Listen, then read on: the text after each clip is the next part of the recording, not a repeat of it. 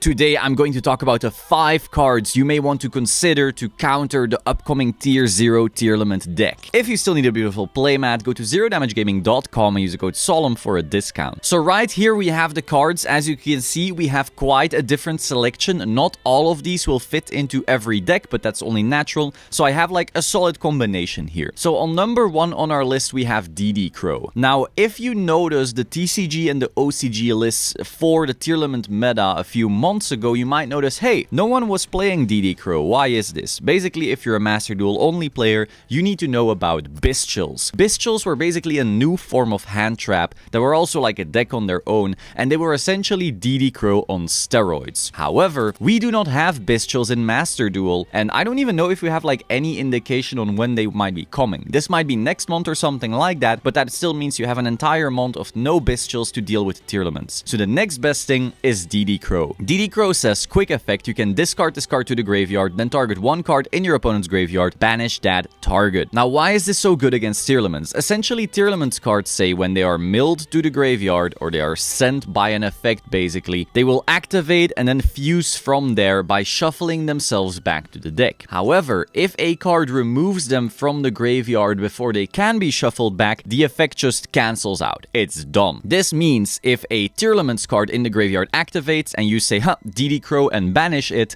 now it no longer fuses, and that is basically the best way to deal with a Tearlaments monster. DD Crow is a quick effect, so you can use it in your turn, in your opponent's turn. You can basically use it at any point and stop them from doing their primary plays. Bestials were trying to do the exact same thing, but we don't have Bestials. Another cool thing about DD Crow is that it actually doesn't get stopped by some of the things that Bestials do get stopped by. A common trick Tearlaments players did was try and make a Rule Colossus as fast as possible, because then Bestials could no longer be activated. Or well, you could try, but they would die. Crow doesn't have to special summon at all, so Rule Colossus doesn't stop it, so this might actually see some niche play even after Bestials are back. But that is a little bit of a hopium. Overall, as long as we don't have Bestials, DD Crow will be the best card to deal with Tearlaments, and so you will probably want to own them. This is also something you can play in almost every deck, so you know, go wild. Next on our list, we have DD Crow on steroids. We have Dimension Shifter. Now, I will say not every deck can play this. This card basically says no more graveyards for either players. So if your deck still needs the graveyard, too bad, you can't play this card. But if you are trying to deal with Tearlaments and your deck does not need a graveyard at all, Shifter is a great way to deal with the deck. So it says if you have no cards in your graveyard, quick effect, send this card from your hand to the graveyard until the end of next turn. Any card sent to the graveyard is banished instead. Again, this means the Tearlaments cards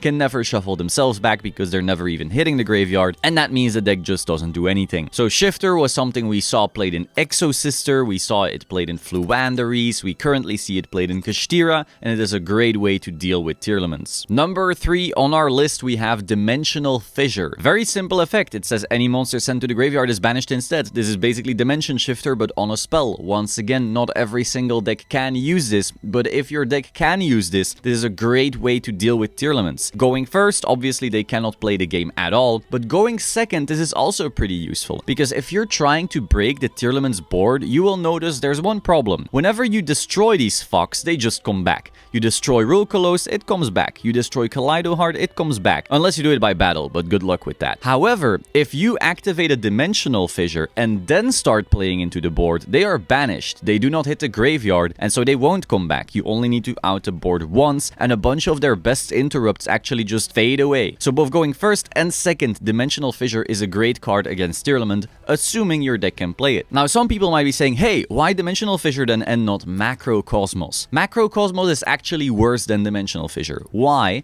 Because Dimensional Fissure, when you go first, you can just activate it and start playing, and even in your turn, things will already start being banished. Whereas if you go first and you have a Macrocosmos, you need to set it, and now if your opponent can start playing in your turn with the Tearlaments cards, which is something they do, too bad, it's set. They can already start using their graveyard, and they'll probably nuke you before you can do anything. Similarly, going second, if you're starting to play into a board, you would have to set the Macrocosmos, wait a turn, and then activate it. Sorry, they OTK'd you by now. So Macrocosmos, pretty awful card overall against the deck because of how they function and can play in your turn, but Dimensional Fissure, awesome card. So if you have a deck that doesn't care about the graveyard, Dimensional Fissure is pretty solid for that. Next on our list, we have Infinite Impermanence. Now, I know this one might sound like crazy. This is just a typical hand trap. Why is this so good against that deck specifically? Essentially, Tearlaments have this this odd issue where they will often just say pass turn when you imperm the Kid Colossus or you imperm the Rhino Heart. If they just open with Rhino Heart and you imperm it, they need to have exactly Sharon or they cannot play. And given that the field spell will be at 1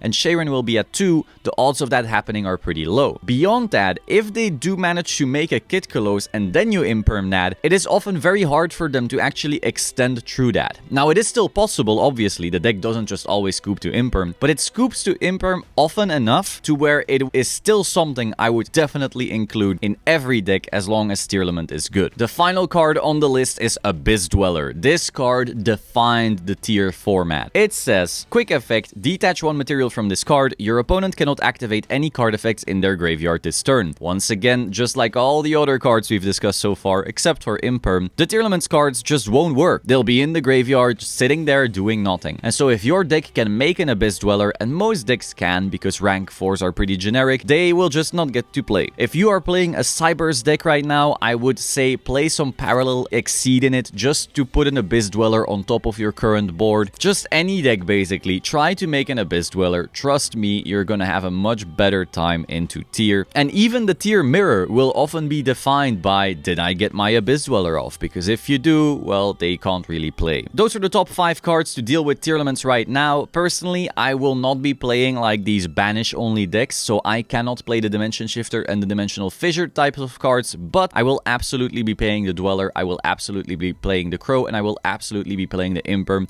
in any deck just to deal with tier, and hopefully, you know, that gives you the chance to at least deal with them relatively reliably. That is all. Hope you found this interesting. Be sure to like, comment, subscribe, and I will see you soon. Ciao.